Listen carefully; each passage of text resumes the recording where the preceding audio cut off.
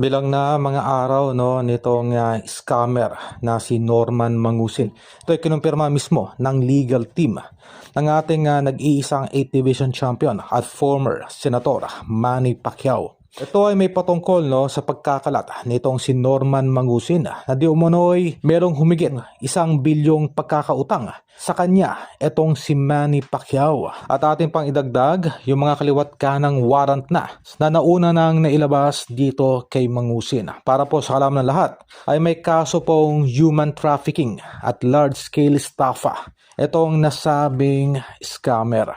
Marahil ang legal team na lamang ni Manny Pacquiao ang magiging daan upang matuldukan na ang walang humpay na pangloloko o yung pang-scam nitong si Mangusin sa mga OFW. Hanggang ngayon po kasi ay nakakapag-scam pa rin itong si Mangusin. Partikular yung mga nagtatrabaho sa Amerika at Canada.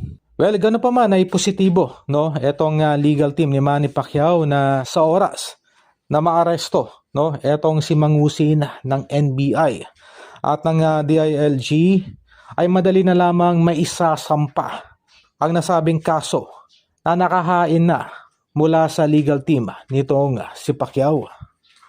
Alam mong may utang sa akin yan hindi pa nagbabayad $30 million ang utang sa amin. Yung Matisi 5, Pacquiao Matisi 5. Pinromote niya mag-isa ng utang siya sa amin.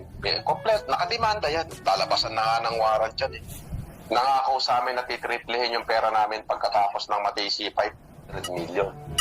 Ang tingin sa kanya ng tao mabuti, yun ang naka-video. Pero yung behind the scene niya, malatuba yan. Ang dami niya